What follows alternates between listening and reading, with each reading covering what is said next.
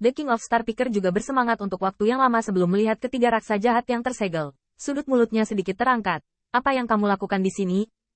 Tentu saja untuk mencari penolong. Segera, cahaya bintang dari Raja Pemetik Bintang melonjak. Tapi ada suara dewa yang bergulir tanpa melihat celahnya. 3. Aku tahu kau bisa mendengar bahwa kami tidak berniat jahat, tapi hanya ingin membuat kesepakatan dengan ketiganya. Tiba-tiba, raungan mengerikan itu berhenti. Ketiga raksa jahat itu terdiam, dan sang pemetik bintang masih memandang raksa jahat di tengah. Transaksinya sangat sederhana. Aku akan membiarkan ketiganya melihat cahaya lagi, dan ketiganya akan membantu kita membunuh beberapa orang. Bagaimana caranya? Begitu kata-kata ini keluar, semua raksasa klan kaisar kembali ke akal sehat mereka. Tampaknya Starry Chingking ingin membantu ketiga raksa jahat ini membuka segel, dan beberapa orang yang ingin dia bunuh secara alami adalah para dewa, dan pembangkit tenaga listrik yang melindungi para dewa. Beberapa kulit yang kuat berubah sedikit, tetapi dia tidak menyangka bahwa Raja Pemetik Bintang akan dapat kembali, dan jika keinginannya dibuat, kekuatan dari ketiga raksa jahat ini benar-benar tirani. Setiap orang tidak kurang dari mereka, terutama yang ada di tengah. Namun, beberapa orang kuat tahu bahwa raksasa jahat dihancurkan selama era primordial, dan memang ras inilah yang menelan para dewa dan iblis dengan metode agresif. Selain itu, menurut legenda, itu adalah naga asli yang menghancurkan raksa jahat, yaitu penguasa dunia setelah era primordial. Meskipun naga sejati adalah sisa-sisa bagi mereka, beberapa kekuatan besar harus diakui bahwa menghancurkan raksa yang jahat adalah hal yang baik bagi mereka, dewa dan iblis. Tetapi pada saat ini, raja yang menangkap bintang itu tampaknya tidak terlalu banyak berpikir, dan tidak peduli. Dia menatap raksa jahat yang dipimpin olehnya, dan setelah waktu yang lama, dia melihat raungan parau dan keras datang. Siapa yang harus dibunuh? Raja yang menangkap bintang berkata dengan ringan, jangan khawatir, ini pasti tidak akan menjadikanmu musuh dari pembangkit tenaga listrik kerajaan, tetapi beberapa pembangkit tenaga listrik yang mirip dengan kita.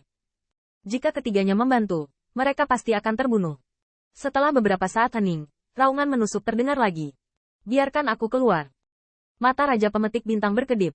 Tetapi melihat kristal Tao yang tak terbatas dan misterius, tidak mudah untuk memecahkannya. Meskipun sedikit ceroboh, pola ini juga akan memakannya kembali dan menyegelnya di sini. Tetapi Starry Chingking percaya bahwa ini sama sekali bukan masalah dengan kekuatan mereka.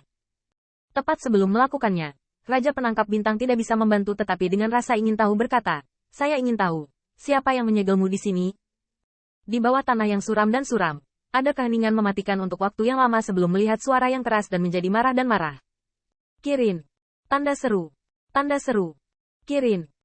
Begitu kata-kata ini keluar, Raja Pemetik Bintang yang baru saja akan memulai tercengang, dan ekspresinya penuh dengan keheranan. Ternyata itu unicorn. Kailin, binatang keberuntungan kuno dalam legenda, keberadaan yang sangat misterius. Terlebih lagi, salah satu saudara Sifang Naga sejati. Namun unicorn itu terlalu misterius, dan bahkan bagi mereka yang belum pernah mengalami malapetaka itu sendiri, banyak ahli yang percaya bahwa unicorn itu hanyalah legenda. Dibandingkan dengan hidup di hutan damai yang tak terhitung jumlahnya, elf yang tidak kompeten lebih misterius dan langka. Saya pikir itu adalah naga asli atau klan Phoenix, atau klan manusia dari era primordial. Saya tidak menyangka bahwa Kilin yang menekan para raksa jahat ini. Setelah waktu yang lama, Raja Pemetik Bintang dan kekuatan kembali ke akal sehat mereka. Setelah saling memandang, mereka melihat yang pertama melonjak bersama bintang-bintang, tidak melupakan suara rahasia. Lepaskan satu persatu, dan lepaskan satu persatu. Dan pertama-tama kita harus memadatkan kontrak jalan surgawi dan menandatanganinya.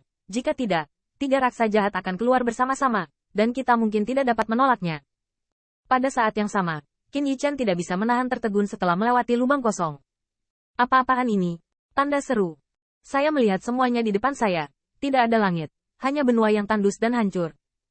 Apalagi luasnya benua ini bukanlah ujung dari mata Qin Yichen, tapi benua ini, yang seakan membentang ke langit, seperti sudut langit. Hanya saja benua ini tandus dan suram, bahkan dipenuhi sungai-sungai kotor darah, dan beberapa tempat terus runtuh, dan cahaya ilahi terus-menerus pecah. Benua itu juga dalam keadaan runtuh, dan ada lebih banyak cahaya bintang aneh yang melayang di sekitar benua, membuat semua yang dilihat Qin Yichen di depannya tampaknya menumbangkan keajaiban dunia, hanya saja itu luar biasa. Kami, maukah kau datang ke wilayah yang Raja Dewa lagi? Qin Yichen bergidik, dan tidak bisa membantu mengeluh. Meskipun era primordial sengit dan membunuh di mana-mana, itu tidak akan terlalu mengerikan, bukan? Tidak ada tempat yang baik untuk mereka di sepanjang jalan di mana saya bisa melihat sedikit bayangan di benua tandus ini. Pada saat ini, dewa yang terlindung dalam lentera tidak dapat menahan diri untuk tidak berteriak, di mana kita di sini? Saya melihat segala sesuatu di luar, menjadi semakin kabur. Qin Yichen merasakan dunia, dan hanya merasa bahwa era asli Shen Kue semakin jauh. Tapi sayang sekali kekacauan dao besar langit dan bumi di sini benar-benar tidak masuk akal, dan sepertinya bukan era prasejarah. Meskipun era besar berlumpur dan tidak peduli, setidaknya ia penuh dengan semangat, bahkan lebih halus daripada ratusan juta tahun kemudian. Tapi di sini, kapan saya akan menemukan nenek moyang umat manusia saya? Qin Yichen ingin melihat ke langit dan menghela nafas, tetapi dia harus menerima kenyataan. Dia tidak bisa memutuskan di mana celah waktu dan ruang akan melintasinya. Dia hanya bisa menjelajah jauh ke depan. Ini tidak akan terjadi lagi dan mematikan aliran kita dalam beberapa menit, kan?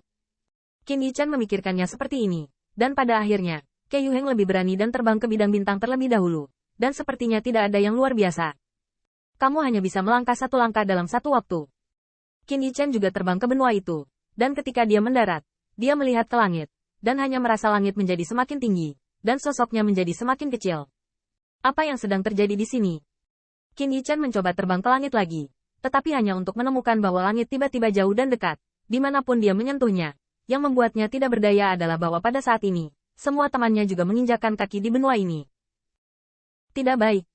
Qin Yichen ingin mundur, tetapi menemukan bahwa tidak peduli seberapa tinggi dia terbang, sulit untuk menyentuh cakrawala, dan celah waktu dan ruang ketika mereka datang tidak lagi terlihat.